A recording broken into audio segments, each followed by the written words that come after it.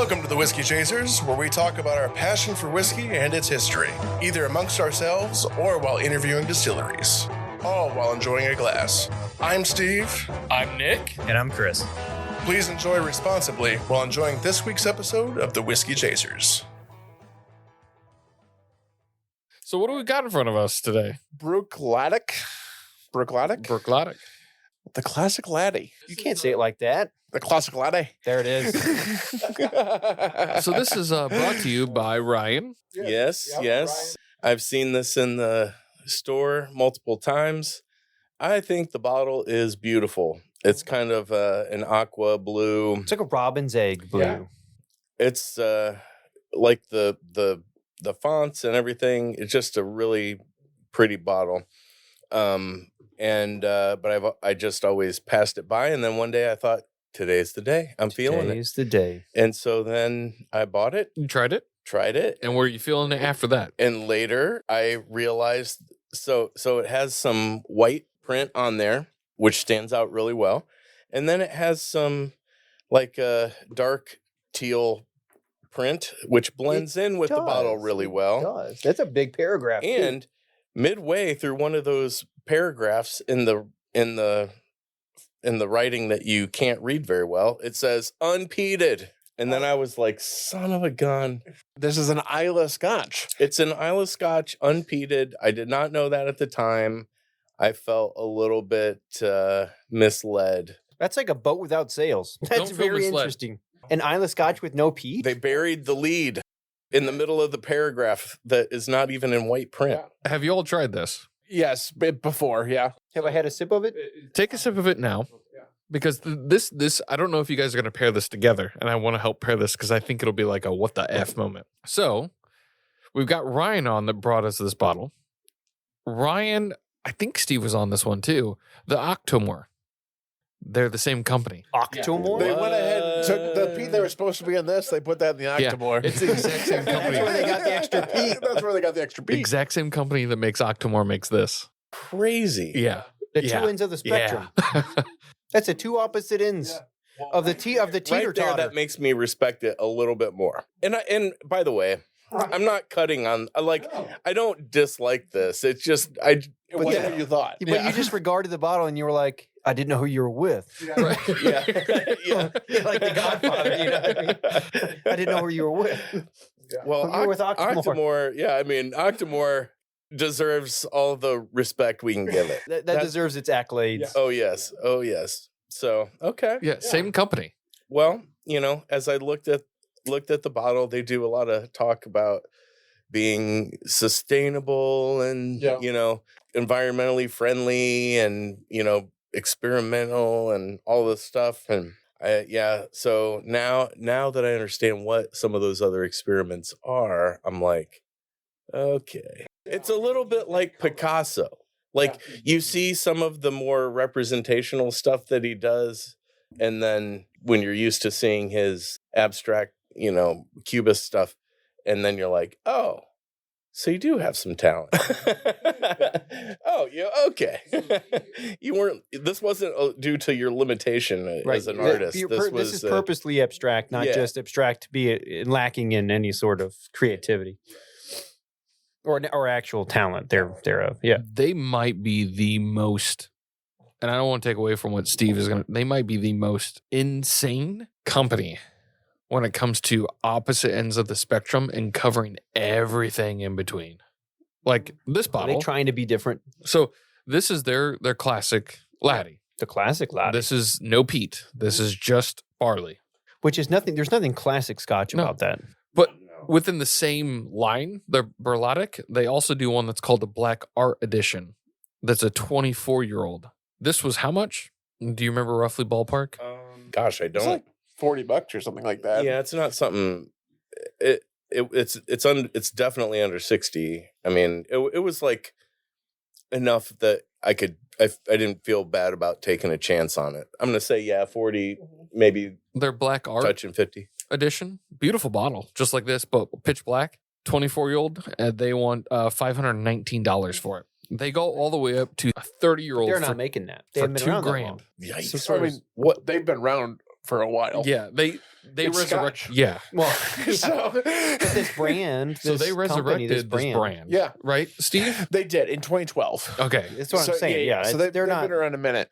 I'm sorry, 2001. 2001 is when okay. they opened up again. So 30, they wouldn't have a 30 gold unless they had it just sitting around before they actually. Which they may have, or gotten it from another But they blend. whatever. This is blended, so they're blending some old with the new. They have single malt and they have blended. Yeah. This one is a single malt. There's nothing about this that says classic Laddie. Like the Laddie, I guess I don't know, but it says it's like the classic Laddie to me screams like this is like your basic Scotch Right. whiskey. So, I mean, this is a that a basic play on Scotch. words, though? I mean, this is a straight Islay Scotch. It's missing the peat. It doesn't have peatiness, but it definitely still has a lot of body to it. It's Yeah. definitely not. But I mean, a almost all flat. Scotches have peat, just in varying degrees. How do you? Yeah, I mean, That's kind of what makes Scotch Scotch. Kind of is the peat. And so it's malted barley, but they're not using peat to malt it for this particular bottle. This company and Octomore. Bruichladdich, Oh, Bruichladdich. Bruichladdich, Bruichladdich. Yeah. Bruichladdich. Bruichladdich. Yeah, I that's think it. that's probably it. Yeah, is the name of the distillery. So that's them. You broke my dick. The classic Laddie broke my dick. So it's the Gaelic, that word in Gaelic means hillside of the shore. So it's right on the edge. It opened in 1881. That's when they originally started, but it's sold and opened and closed 100 times between then and now. 2001 is when this was opened, and it became owned by Rémy Cointreau in 2012.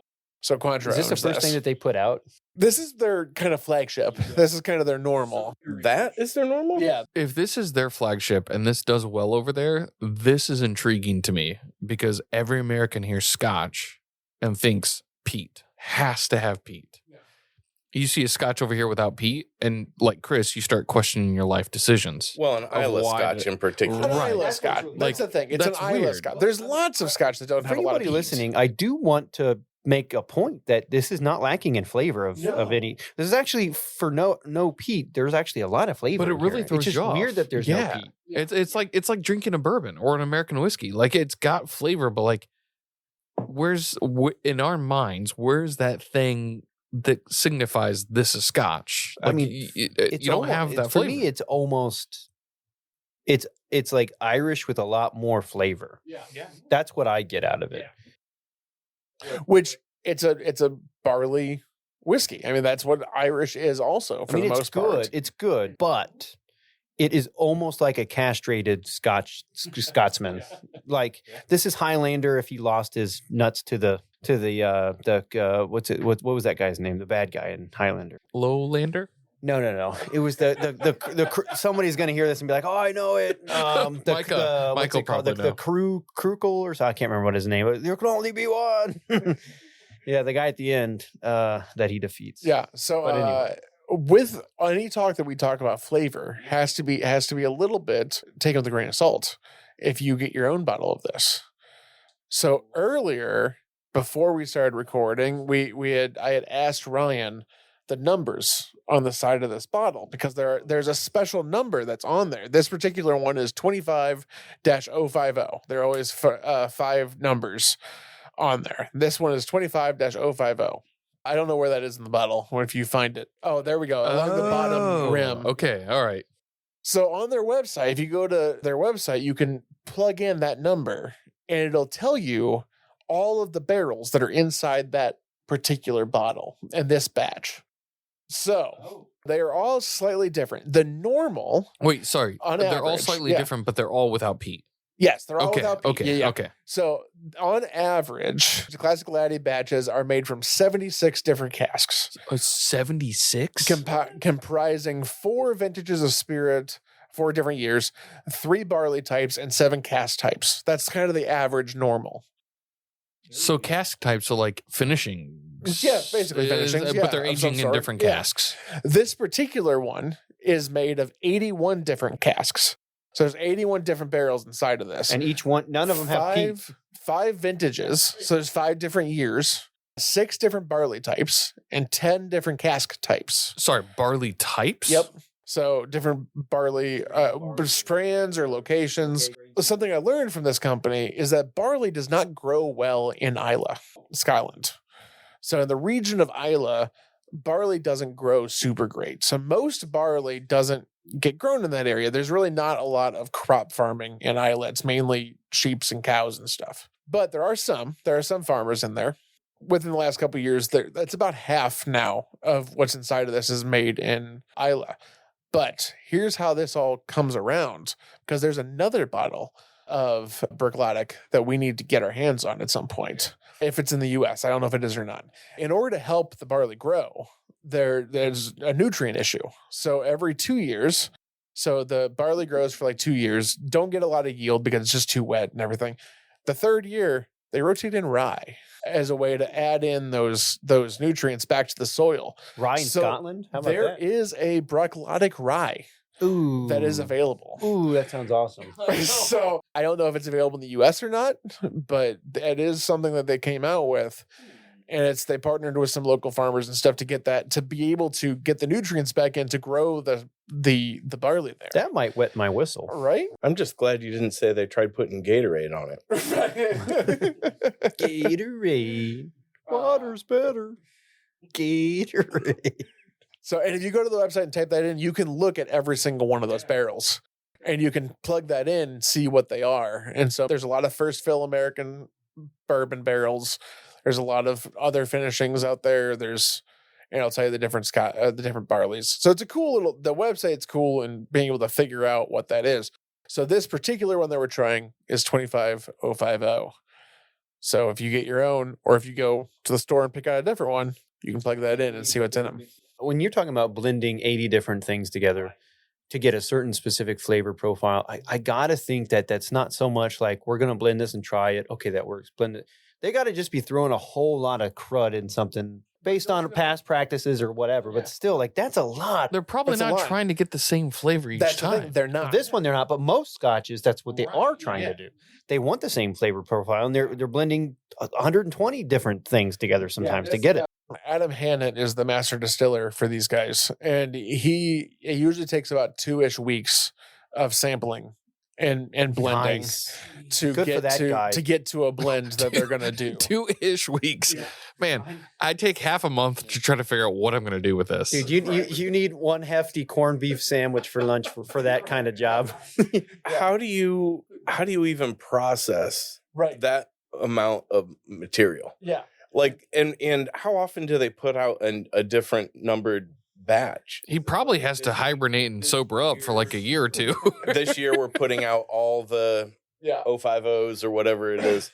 Or do they have like multiple versions of it coming out all the time? I think it's really based on need to get it out. It's not yearly.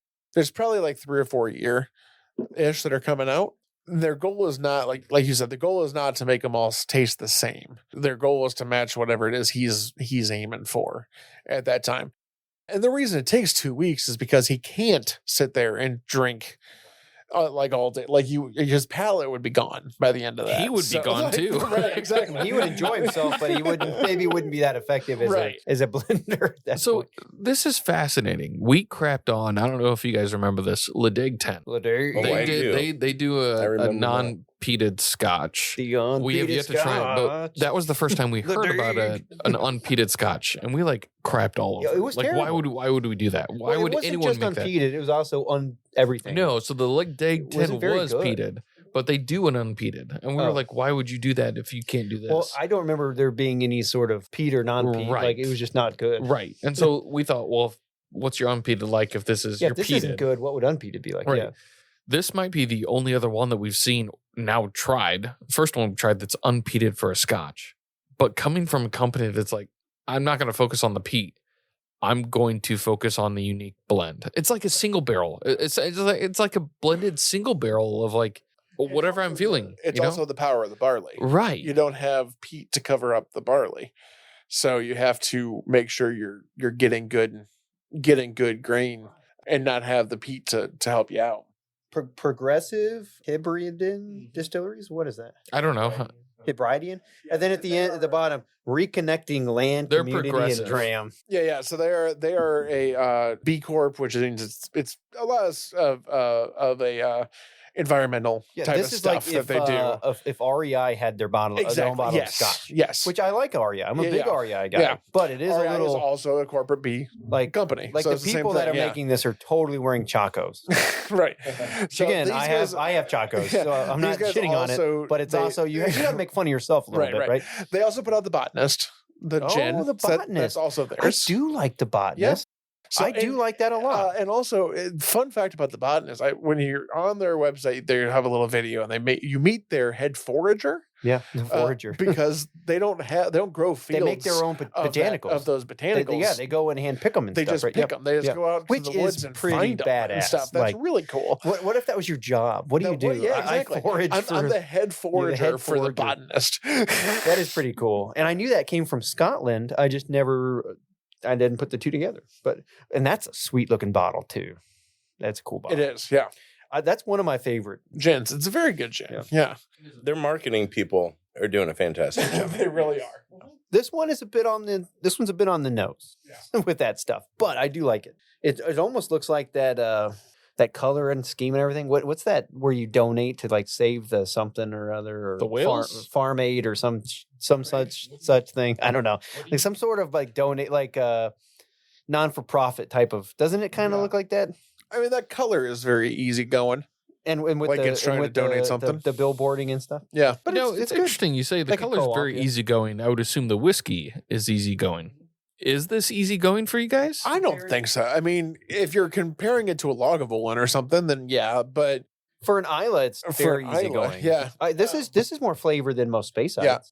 And also another part of this is also 100 proof. Right. I was about to say this is 100 You proof. know, that is a good point to make because that is kind of filling that. I think if this was 80 proof, Oh. it really wouldn't be good. So do you think it's filling in where the peat should be? Yeah, because at least it's bringing something to the table. Like, otherwise it'd blow away, in the wind. I feel like this is more than a space side, but without the proof, maybe it would be a space side or less flavor wise. Yeah. Just because there's not a whole. I mean, it's a single malt. That's really it, right? It'd be like it an has American it has whiskey. That kind of standard barley. It's kind of like butteriness. the iron malt Iron Vault there because they have an American single malt that's unpeated. Yeah. This is an American. This is unsmoked, this it's is a single malt unadulterated, that's unpeated. You just throw America out of the equation. You know what's interesting now that you bring that up? They put theirs in bourbon casks. Right. This one's not so much, but this one's a higher This proof is than theirs. There's a lot of it is in theirs is bourbon 90s. cask, but yeah, ex bourbon cask, yeah. Ex bourbon, yeah. Most scotches rely on the peat. The peat where they harvest the peat, their water, and then the barrels essentially like what they let it sit in. This guy takes out the peat completely. I don't even know if they care about the water. They pretty much look at the barley and like, okay, what can we play with once it's done and sitting in a barrel? They're essentially utilizing the barrel to flavor that barley. And then from there, they're like, okay, what can we play with barrel wise, combination wise to get a unique profile, unique flavor that no one else is going to put out? I don't know anyone else Scotch wise that puts this kind of flavor out. Like this is like, if Space Side wasn't peated, maybe this would be a Space Side. And usually, Space Sides at a normally higher don't proof. have a lot of peat in Right. them. Like there's not a heavy peat flavor. But a Space Side with no peat, But there is some maybe smoke. There is some some smoke, right? yeah. Like And maybe this one really you could doesn't get have this. that smoke. Yeah, But the proof on this is good though. Well, I wonder if they tried this at 80 proof and were like, we just can't.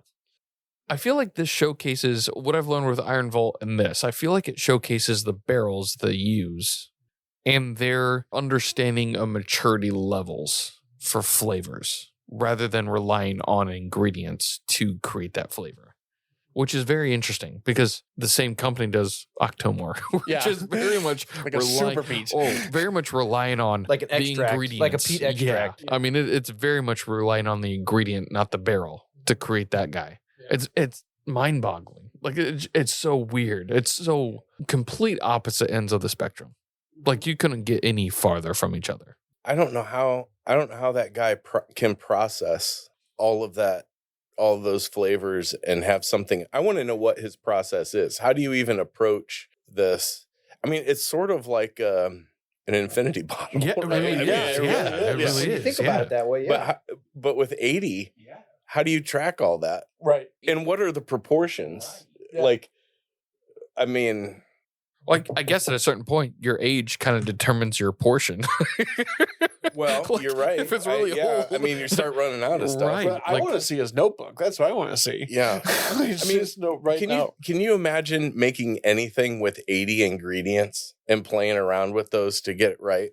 You know, like I've got a couple of recipes that have kind of become my thing, you know. I do a chili. I do the firecracker macaroni salad that I bring almost every month. It took me a while to play around with some of those ingredients to get it where I wanted it. Right. But I was adjusting like You weren't adjusting all 80 like ingredients. 3 or 4 things. Yeah, I wasn't adjusting 80. How do you ever that's like a room full of monkeys typing Shakespeare. Like how many mistakes do you have to make before you get it where you want it? This is another reason why I have such an appreciation for Scotch, is because, well, yes, this isn't peated, and I love my peat. There's something about Scotch whiskey and the blenders and the how do you do that? Like, how do you even get to that point? Like, where you're talking not 2 ingredients or 3, you're talking like 80 different ingredients that you're changing up. Like, oh, I need a little bit more of this barrel. I need a little bit less of this one. Oh, I need like He's like Rain Man. You know, like you need a human computer yeah. to do that. And how is this the flagship? An Islay at 100 proof with no peat. How is that your flagship? And it changes up from bottle to bottle. I salute you, sir. That It's impressive. it really is. I went from a little feeling of like, oh man, you pulled one over on me, to now I'm thinking like, okay, I got some respect here. I'm cheating over here though. And it worked. I was curious. You're cheating. So what did you 'cause cheat with? We were smoking like a what I would assume is a Burley, like it was called what, natural number 1 or something, and it was good. But I started thinking like, oh, you know, this thing's lacking that smoke and the peat and everything. So I was like, I wonder if I start smoking an English blend, if that's gonna kind of like. And actually, it's not bad. I was it's curious kind by of it. picking up what the Scotch is usually like would typically have, but it's leaving it out. So it's kind of So it's cheating. full disclosure, when we decided without your consent or your knowledge that we're doing this bottle, I was really hoping to do it in your pipe and gun room and have you try it beforehand to then figure out what would pair with this, because we're dealing with a Scotch that is essentially a blank canvas when it comes to Scotch. And you've always said Scotch is probably the hardest thing to pair with. Because it's so flavorful. Yeah. Here's your blank. There's no peat, so I think of a blank canvas. What are you going to do with it? What are you Yeah. going to try to fill in? And I there think do that anything? for this thing, like a really, really staunch English blend is what's neat, or a Balkan blend, maybe probably more English blend. I just what we have to hand. What was it, the Consummate gentleman, yeah. Which is I was reading, I was like, that's in Ashton, yeah. English, yeah. Proper English. This one's medium bodied. It's kind of like Nightcap, maybe a little bit less harsh, but I think even Nightcap would be fantastic with this. A little bit of Orientals, but then a good portion of Latakia is kind of what this needs. Now, does that mean that this needs something? I don't know. Like, that's the thing, but it's going well with it. I can tell you that, which there's not often that you're right. There's a lot of times the English would fight with a Scotch. Like a strong English tobacco would kind of fight with a Scotch because they're both super strong flavors. For a second there, I thought you meant the people. Oh, the people. Oh, yeah. Well, sure, but Of course that. Have you watched Braveheart? That is what happened. I've just been smoking and blowing into my cup for a little while. And just That's hilarious.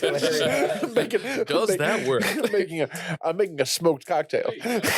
Feel free to pour a little more. If we finish that bottle off, I'm okay. No, because it's not peated. He's like, yeah, I've that. It is good though. For what it is. I might try to find another one. I mean, if we can figure out what the number is and if that's sold in America. Yeah. Yeah, the rye one. Oh, sure. I got a feeler out to see if we can get a bottle. Well, yeah. I mean, I'd like to try, even if I could just find any other ones that don't have that number. I'd like Just to to try compare it. and see, Sure, yeah. why not? Yeah. I have yet to be disappointed with anything they put out bottle wise. The presentation of it, like the cork, it looks like it should be like a granite top. Like it's Oh, very yeah. presentable. It's a really cool Their color scheme. Octomore, very presentable. Like the whole bottle shape, everything they've done. It was gray because they do gray, black, and what's the other? There's color? They orange do on the three. label. I remember What did we that, have but that it's was not- like a very offensive Scotch that was like orange? Offensive Scotch that was orange. Yeah, Offensive in a good way or in a offensive bad way? in a good way. That Like it was one of the orange? super Scotches, and it was like I think you had it. It was like yeah, orange. you got it for me. Yeah, I You're did. not talking I about think it's- Glasgow Compass box, are you? No. No. It's not one you got for me. It's one that you had. Maybe It was an orange label, like 12 or 15 years old. Glen Meringue. No. No? I'm not talking about that. I'm talking about like you. I think you got it, and it was in a very different looking bottle, and almost it might have just been the liquid that was orange. To be honest with you. Oh, was it the one that we had on Christmas? Yeah, I think. The Smokehead? Oh no, not recent. Not recently. This Okay. was a couple years ago. It was on the. I thought it was on the podcast. Orange and Sure, color. it wasn't Octomore. I mean, Octomore might have been. The bottle was not orange, but maybe the color. Let me- the let me color look a was really picture of dark. it. I remember it just being like orange looking. I mean, it had orange writing on it. It was 14.3, I think, was Didn't you get one from Tipsy that was supposed to be like crazy, like Octomore, like crazy amount of, like a crazy amount of peat? I like mean, Octomore I got from was him. that it? Oh, Yeah. it was this the one. 14 one. Yeah. See, it's, So it's orange. it's orange when you pull it out. Yeah. The case was a different color, but like it was Well, yeah, that's- like a glossy bottle. right. Yeah, Oh, yeah. yeah. Yeah, it's like a frosted glass Like a Yeah. sort of frosted deal. glass, but it comes Yeah. across Yeah. orange because it's so dang peated. Yeah, that's it. I was like, I'm pretty sure that's what it is. So that's not the highest peat that But they've that's, ever done. Yeah, that's Octomore. Yeah. Okay. So the Octomore that Octomore's not the highest? So Octomore is a unique one in the sense that it changes every year. They do 3 in the series. We've and had something besides Octomore that was also like Yeah. concentrated. Yes. Each series that they do is a different one. They're on 16 right now. And they have their own peat levels, kind of like Scoville units. Yes. Yep. PPMs, what they, measure it out by. So Octomore 14.3 was 214.2 parts per million. I believe it was their 8.3. So, I mean, we had 14. So 8 would have been 6 years before that was 309.1 ppms. That was the highest that they've ever done. 309. Okay. 309. And Octomore 15.3 was 307.2. So more than even the 14 that we had. Wow. I really want to try it, but it's like $200 a bottle. Yeah. That's a struggle. Yeah.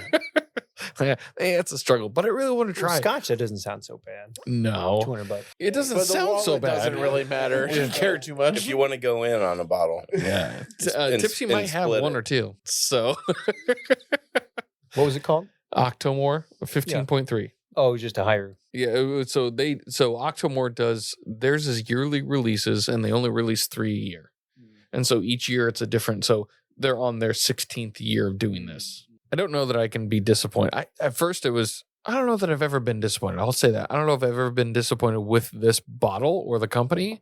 It just takes me by surprise every time.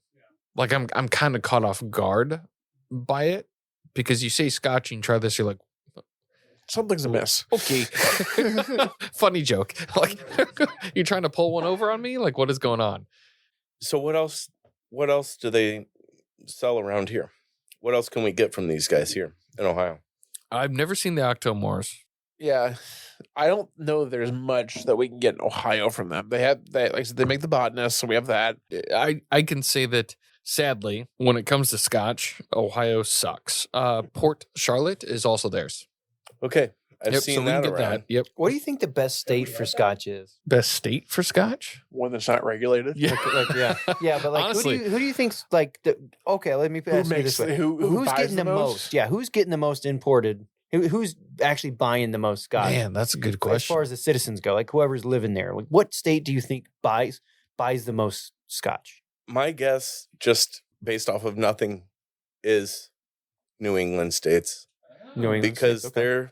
they're more like known for seafaring. But you know, out You know what I mean? east or west, like in California and stuff, they really are into like high end whiskey too. Maybe Yeah, I would look and see what area California. has the most. Or, I would say it's probably East Coast. it probably is. I would but would there's say so many East people Coast. that live out out west too. Fancy people that are, but New York probably goes through like a good Scotch amount immigrants and stuff. So that's more New England too, Yeah. isn't it? New York and stuff.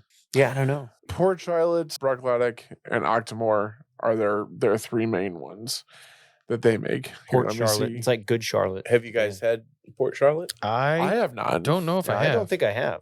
Maybe I'll keep an eye out for that. If I were to pair a tobacco with this, it would be Gaslight. Gaslight. What is that? Is that in English? Is it It's a light that uses gas. Oh, right. It's very strong English. It's the Okay. one that comes in like almost like a plug, The gas fumes. and you have to like kind of really cut it up. But it's the one that says on there that you're walking down the slick cobblestone streets, and the only light you can see is illuminated by candle lanterns and whatnot. And it's cold and damp, and you want to go and tuck in somewhere warm with a nice little dram of whiskey, you know. And it's like, yeah, but it's very earthy, very strong, very full bodied Balkan style English blend, and it's very good, overpoweringly so. But I think that would go good with this. Interesting. So are Balkans different from Virginia? Balkan is basically an English with a little bit more Orientals, so a little bit more sweet sour, sometimes a little bit more peppery, and definitely more creamy, peppery more than creamy. Virginia's?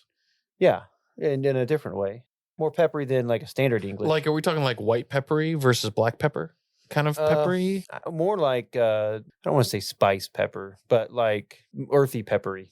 So probably like black pepper, like cracked black pepper.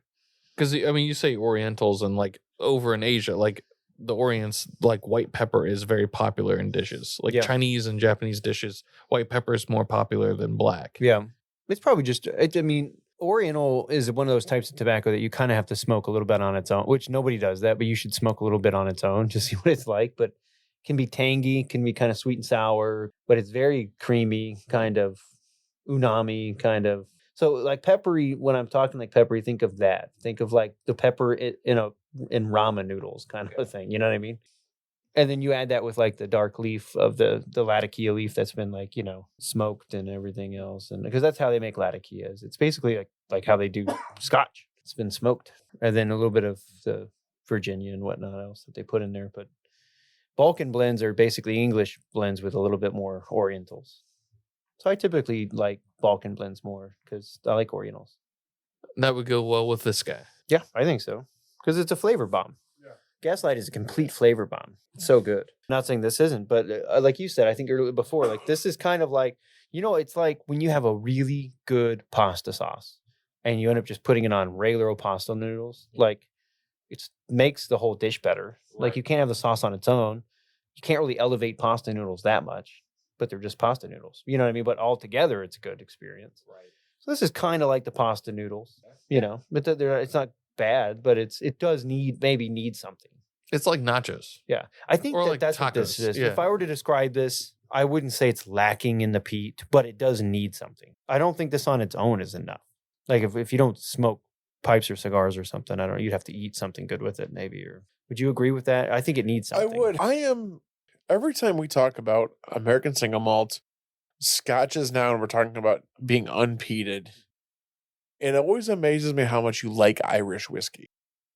Because you really enjoy Irish whiskey. But that's also just 100% barley. And so what makes Irish whiskey and that not lack anything? But something like this, is it just because it's a Scotch? Wow. And so like it's a different the thing about the Irish whiskey for me is most of it is nostalgia. It's that taste of if you can think of anything in your life that was very basic and not good. Peanut butter and jelly probably would be one of those things, but something that like you had a whole lot of in your time that when you eat it brings you back. Doesn't mean it's something you necessarily crave or necessarily enjoy. Like if you were given like a filet mignon or that, you probably pick the filet mignon, but you don't get nostalgia when you eat the filet mignon. You get what I'm saying? So for me, Irish whiskey's a little bit of that. It's also a little bit of like, I don't know, quick and dirty, kind of like it's like fast food. So I never sit down and drink an Irish whiskey like the way we do bourbon and stuff, where I'm like trying to pull out, because I'm kind of famous for saying like it all tastes the same. You know what I mean? Right. And it really does. Now, when you do get into like say Redbreast and stuff, And especially when you're talking about finishings, that's where you start to elevate Irish whiskey. And again, it's not the most amazing thing in the world, but you are taking something and elevating it. And that in itself is, I appreciate so much that I will appreciate that whiskey more probably than it deserves, because it still is kind of a basic whiskey, but it's been elevated to a point way past what it could be. That's the kind of stuff I like. That's art. You know what I mean? When you can take something that's really basic and really elevate it above its like station, like that's cool. So I'm going to appreciate it even more for those reasons. So there are Irish whiskeys that I really, really like, and I would sit and drink neat because you're kind of like, well, I would never get this in any other Irish experience kind of a thing. So I probably in the same way that if somebody made you like, oh, have you ever seen that movie? Oh, what's it called? The Menu? It's like this girl who kind of gets roped into going on this island where these foodies are going to be there and like eating weird foodie things. But then the chef's kind of like, he's going to kill everybody because he's got a reason to. He's kind of got a reason to kill everybody. And he realizes early on that you aren't supposed to be here. I'm going to kill everybody in this island, including ourselves. Like it was a complete suicide mission. And he's like, man, you're innocent, but you're going to die. And you can tell he's struggling with it.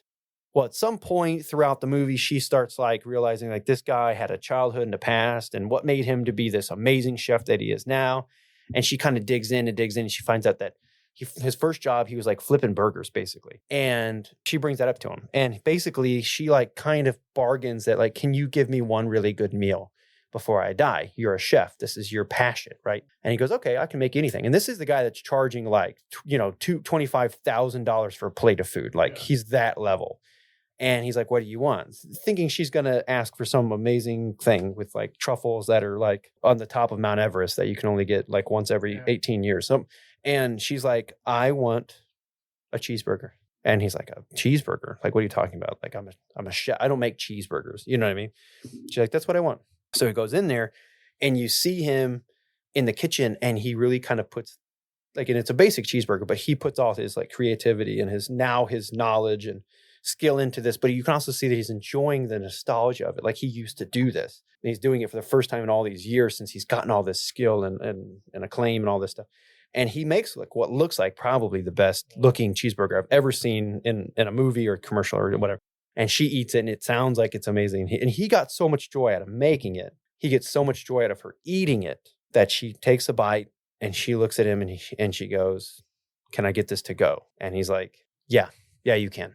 Because like she finally whittled him down to this like place where he like remembered who he was. And so anyway, I guess that's what I'm talking about. Where like when you take something that's like nostalgic and you enjoy it, but it's really kind of like not that good, like a cheeseburger, like whatever. You can get a dime a dozen, right? Right. You or elevate Ratatouille. it. When you watch Ratatouille, that's same thing. Yeah, you elevate it to that point. All of a sudden, you appreciate it in a whole different light. And it's like I could have had truffle oil from this, extinct thing and from the top of Ukraine Peninsula or whatever you want to call it. But I don't even think that's a place. I don't know. But sounds awesome. Sure. Some whales. There's probably a peninsula there. Some whales, but whatever. But anyway, I just think that that's a cool, like I would appreciate that more than I would appreciate something like that. Something that's like really, really, really hard to get. Because you took something that is kind of thought-provoking for me or memory-provoking for me and you elevated it. So I guess that's why I like Irish. But as far as like the actual Irish, if I just drank for the flavor, it's not. I mean, because you're right. Irish whiskey is, and I kind of do shit on Irish whiskey quite a bit because I always be like, that's no better than Irish or that because it is. It's a kind of a. It's a one-hit pony. It's a working man's drink. It's a cheap, like Jameson's. Like it's. I'm not saying it's not a good, no thinker. It's a no thinker. Like that is a no thinker. Like that is we will just drink till we black out. You know what I mean? Or you don't have to do that. I'm just saying you could do that and it would be fine. Well, maybe not fine, but it would be, you could do it. It's been done. It wouldn't be a waste. It wouldn't be a waste of the whiskey. Yeah, you can get a half a gallon and be like, it's Irish, it's Jameson. I'm drinking something better than the Stoli or the. It's fine. Yeah. But my goal is not to find flavors. My goal is to drink. Yeah, my goal is everything that this whiskey is going to do, not the way it tastes. Right. Yeah. Not that it tastes terrible, but yeah. That's exactly what it is. You know what I mean? It's the burger. And then like Redbreast. I mean, I've had some really good, and some other Irish whiskeys we've had that is like this is the cheeseburger that's been elevated. Yeah. So I get that piece of nostalgia, but with some fanciness to it, like some sort of fancy, amazing peanut butter and jelly sandwich would be really cool, like a cool experience. You know what I mean? Yeah. All of a sudden, gourmet jelly. Gourmet jelly and hand churned peanut butter, with just the right amount of. I like crunchy peanut butters, and just the right amount of crunchiness to it on homemade, some sort of fancy bread with, Yeah, I think that's a good, cool idea. By the way, not a bad idea for a restaurant. Just a peanut butter and jelly. Peanut butter? Yeah, peanut butter and jelly. Oh, okay. I was just peanut butter? Gourmet peanut. Think about this. We serve peanut butter. Yeah, That's what we gourmet do. peanut butter and jelly. Yeah.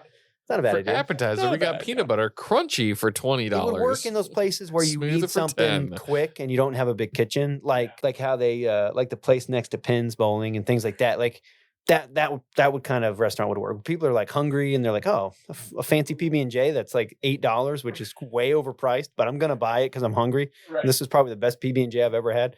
That would do well. They need to find like a place like beside Pins that's actually like in a box and call it lunch in a box. Yeah. And do lunchbox The meals. version of that showed up is grilled cheeses. A lot of places have fancy grilled cheeses now. Which But is okay. even less so than PB&J, in my Right. opinion. There's less components there. Yeah. Go F yourself, grilled cheese. Right. Anybody came can with do something it. cool. You're not even PB&J. You're not even that complicated. You got But two the ingredients. cheese But the cheese. is Gouda. Yeah, it's a Gouda. It's a Gouda cheese. So okay, so that makes sense. So you're so this Irish, this any American single malt, any of those that are like they're 100% barley because of the fact that they are 100% barley. They tend to be one trick ponies, and there's not usually a lot of variation between them. So something like this has to have the either varying barrels, different barley strains, whatever it may be. You have to find something to differentiate yourself. And this one, they do it mainly in their blending, but in the end, it's 100% barley, and that's the flavor that you get. But they bumped the proof up to 100 proof, Which does help it out. and that seems to have helped it out the most. And it doesn't have the, like most Irish, it doesn't have that weird aftertaste that you do get with American single malts. On most of them, not all of them, but a lot of the ones I've tried. And I've said it before, if it wasn't for that aftertaste, a lot of these American single malts I would like more. But you do get that sometimes, and it's off-putting. But with this one especially, I do think that to elevate it with pipe tobacco makes sense. That works. That works because if they're not going to do it, I will. Kind of a thing. Right. But and there's not a whole lot of scotches out there that I would actually drink while I ate food, because I do think that that's kind of like, I don't want to say disrespectful, but you don't always get all the, like sometimes you do a little bit, but I feel like it's kind of like, this is really good scotch and I'm kind of just like eating while I'm drinking it, kind of a thing. I'd rather eat, take a minute, take a sip, then eat. You know what I mean? But I mean like actually eating and drinking, like where you have a mouthful of food and then you take a sip. That's what I mean. I think that's kind of abusive for like a really high-end scotch, in my opinion. This one, you wouldn't feel bad doing it. And actually it's not so over-flavored that it would probably go better with the food. Like it wouldn't make it like too much. When we've had Prince dinners with Scotch bottles, though, is that what you did? So sometimes and- the way and maybe because my palate's sensitive, I just think that for the most part, for me, that's too much. Usually, what I like to do is what I really like to do is take a little sip, and once I kind of am getting into the palate, so pretty much almost right as soon as I swallow it, I'm starting to experience the different flavors in my palate, and I'm starting to go over them in my mind. As that's happening, that's when I introduce the food, because then that'll work together in conjunction. Then as soon as that is kind of in that same point where I'm swallowing it, then I want to take another sip and kind of finish it up. Now, sometimes when you take that sip after the food, it's too soon, and it kind of cascades on the other flavors, and I think it gets kind of jumbled, in my opinion. But the best way for me to do it is have the whiskey first, then a bite of food. Then it's usually, bite, swallow, really enjoy the flavors, and then repeat. Yeah. And the only time that we had scotch with a Prince dinner was Johnny Walker Blue. Yes. Is that right? Okay. Yeah, that's true. Yeah. I was thinking of juveniles, but that was not a Prince dinner. Yeah. We've had a few scotches, but not Just with not with Prince the Prince, dinners. Yeah. Johnny Walker Blue was the only one, which is a blended scotch, a very good blended scotch, but still a blended scotch. So because of that, I think it lends itself more to being able to eat with it. Well, would you guys buy this? I would. Yeah. How much is it? $40? 40 to 50, somewhere in there. I mean, it's cheap. I could see myself maybe having this. It's good for what it is. There, I would have to buy it with the knowledge that this is not peated. It's good to have some diversity on the shelf. You know, like, and that's totally what this is. $50. Now, I will say, you know, I could go back to if this was 80 proof, I think I would be really kind of crapping all over it. But that 90 proof or 100 proof or whatever, there's a lot more flavor here than I expect after like talking about it. Like, where's that flavor kind of coming from? I'm not sure, but there's a lot. OHLQ has this at $49.99, so this is $50. $50, 50 bones. Would you try to get a different numbered bottle?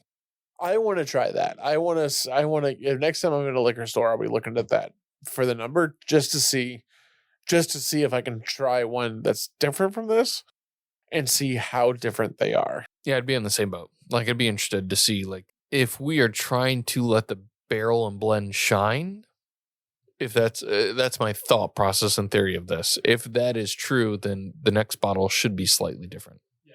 And I want to try the bottles side by side, you know? I think I don't really feel a need to buy this again if it's this bottle. Yeah, if it was just this one. The fact that you might get something different is kind of nice. Yeah, I would try to make sure it's a different number just for the novelty of it, or what, you know, just to explore a little bit. But I don't think I would seek this one out again, having had it once. It's fine. I think if it was any more expensive, it would be disappointing too. Do you think you would have been, like, say you paid $80 for that? Oh gosh, no. Like, I could have gotten a Lafroig or a Lagavulin. Yeah. Well, for me, Lafroig 10's not that expensive. Like, never let me down. Right. Yeah. For $50, I think that's a reasonable price for it. I said I'm interested to try another one to see what the differences are. But even if it's not that different, I still liked this one. Right. I like barley generally. So, you know, just generally, I like that flavor. So I'd be curious. So I liked this one on its own, but I'm very curious about what's different about the different numbers. Yeah, how far and wide can you switch it up before you feel like, I'm not gonna call this classic Laddie. This has to be something different. Right. Retro Laddie. Right. The older Laddie. Barley and Burley. I'm going to get a tattoo. Laddie the Elder. All right. Excellent. Well, till next time, gents. Till next time. Cheers.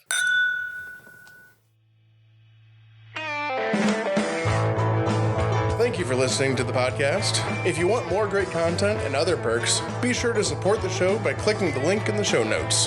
We can be reached on our website, whiskeychaserspod.com, with any ideas for the show. Thanks again.